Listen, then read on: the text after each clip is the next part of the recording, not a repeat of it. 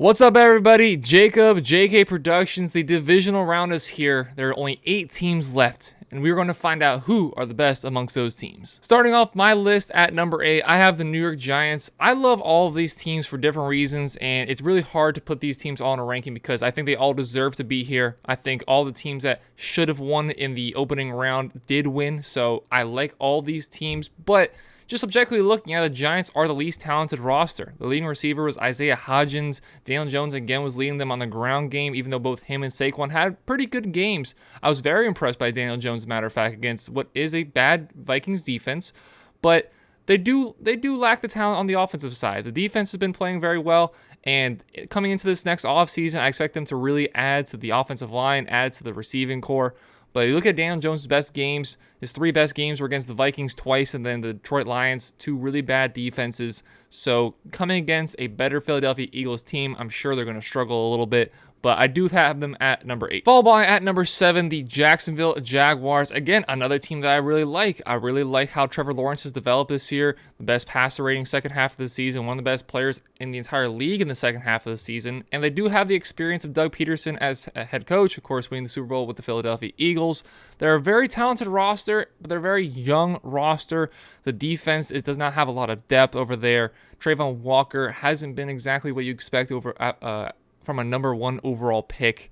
But again, they deserve to be here. They deserve to beat that Chargers team, the comeback they did have. I am concerned how they got down that much in the first place. Those turnovers by Trevor Lawrence were concerning. 4 interceptions by him. The Chargers actually had a +5 turnover differential. I'm not sure if that's ever been something that's been done where a team is lost from that point.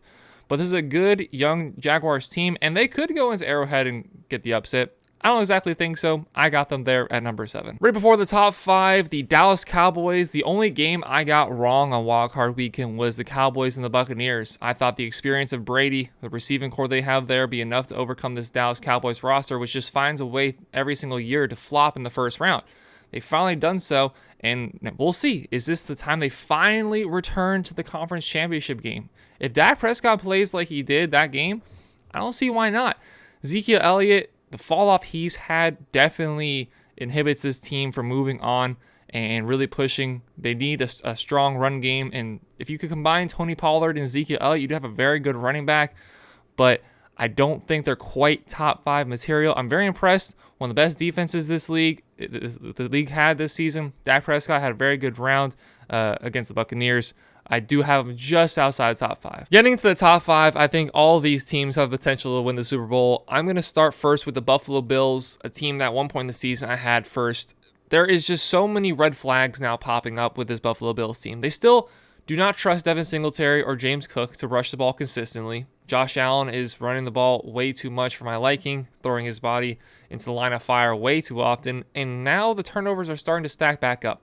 First few seasons with Josh Allen leading the league in turnovers was very inefficient as a quarterback, accuracy, the turnovers. And then Brian Daboll being the offensive coordinator there really fixed things. Now, Brian Daboll obviously is head coaching that number 8 team, the New York Giants, and we've seen those turnovers start to stack up. There's no reason the Miami Dolphins should have been in that game like they were, down by 3, having an opportunity to go down and win it. Multiple drives, they had opportunities in the fourth quarter to go down and take the lead. They did not capitalize, so the Bills did move on ultimately. But you really got to wonder, why were they in that position in the first place? The Buffalo Bills can knock you out, but they also let these teams hang in when they shouldn't. It's a divisional game. They've met already twice this season, so that does become a little funky. We saw with the Bengals, who will be eventually on this list. We saw them, how they struggled against the Ravens. So it makes sense there, but time and time again, we're seeing these same issues pop up with the Buffalo Bills. Can't run the ball, turnover prone, and then they're letting definitely lesser talented teams hang on, so I have them at 5. Number 4, the Philadelphia Eagles. When Jalen Hurts was gone, they did miss 2 games. They lose 2 games. Makes me feel a little bit better about Jalen Hurts, but as a team, you did start to finally see some of the deficiencies. And now, coming into the playoffs, they did have that first round bye. I wonder what this team is going to look like compared to last year when they got to the playoffs and they got absolutely destroyed by the Tampa Bay Buccaneers in the first round. Same thing I just talked about with the Bills. They're playing a New York Giants team in their division. Funky things happen when you play your divisional opponents. You know each other. There's a familiarity there coming against a really good head coach in Brian Daboll.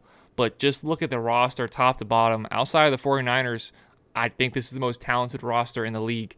Great receiving duo with Devonta Smith, A.J. Brown. Defense on the other side, arguably the best secondary in the league.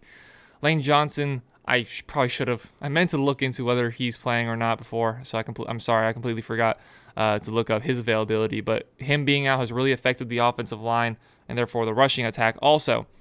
So that's a really big injury if they are missing him. Again, I'm sorry that I didn't look more into that.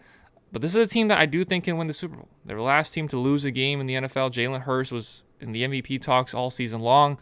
What he can do on his feet to make plays is incredible. I do have the Eagles at number 4. Cracking into the top 3, I do have them moving down a spot. The Cincinnati Bengals losing another offensive lineman. Now 3 offensive linemen, starting offensive linemen, are injured. So that's really big concern because we saw how much Joe Burrow is getting beat around last year. Yes, they still made it to the Super Bowl despite it. But that really affects a run game that is already not that great. Joe Mixon, outside of that monstrous game he had against Carolina, hasn't had the greatest of seasons. And this is also a big chunk offense that likes to try to hit Jamar Chase down the field, T. Higgins down the field. Joe Burrow's not going to have that same time. It could be a little bit of a shaky game against a good Buffalo Bills defense. That game is going to be super close. I'm not sure right now who I have winning that game. Obviously, I have the Bengals here just as the better team. But the deficiencies they now have on the offensive side, how long is Joe Burrow going to have to throw it? They concern me. Again, this is a team that can very much win the Super Bowl going into the playoffs. The Bengals were my AFC pick. But now, with the injuries, how they let Baltimore really hang on into that game, I do have them falling down to the 3rd spot. Now, as things stand, this is my Super Bowl. Number 2, I have the Chiefs just behind, obviously, the San Francisco 49ers. 2 incredibly talented teams, starting with the Chiefs. Patrick Mahomes on a stellar season, another 5,000-plus yard season, doing it without Tyreek Hill. Defense is good enough on the other side. Now, they don't get enough pressure on opposing teams' quarterbacks as I would like them to. And now when you're coming against Trevor Lawrence this week, and then if they win either Joe Burrow or Josh Allen next week, that is definitely a concern. They need to get more pressure onto the quarterbacks. But Patrick Mahomes, Andy Reid is the identity of this team. High-flying offense, really making it look easy. The ring around the rosy against the Raiders is the epitome of that. In a game where you can clinch the number 1 seed, that's what they're rolling out with. They're so incredibly comfortable, and it's such a good flow now. And then moving on to the 49ers, who I do think is the best team in the league. Yes, Brock Purdy is quarterback, but he's still not lost. He's still undefeated as a starting quarterback. Rookie quarterbacks 1-8 and coming into the playoffs. I understand that, or actually winless, I think, going into the playoffs. Rookie quarterbacks starting in their first playoff game. Brock Purdy was the first one to do it. Brock Purdy looked like he was the first one to get that win.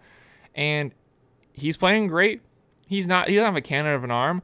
And he's becoming a little bit more than what Jimmy Garoppolo offers. Garoppolo just going to stand in the pocket and hit the throws. Purdy's still going to hit those throws, but now he can move a little bit. I wish he would have connected with Ayuk. Rolls to the left, rolls back to the right. Ayuk toe tap back of the end zone, drops it. Had no excuse not to catch that ball, but he did. Brock Purdy's doing certainly good enough, and then you look just around the roster. CMC, Elijah Mitchell in the running back core. Debo, Ayuk. Ray McLeod stepped up this season. Like, they've had great work, and then George Kittle, they've stopped using him as a glorified fullback. And then on the defense, all pros all across the board. I don't know how this team can lose. They were struggling a little bit against Seattle, and then they went to halftime, and they showed the juggernaut who they are.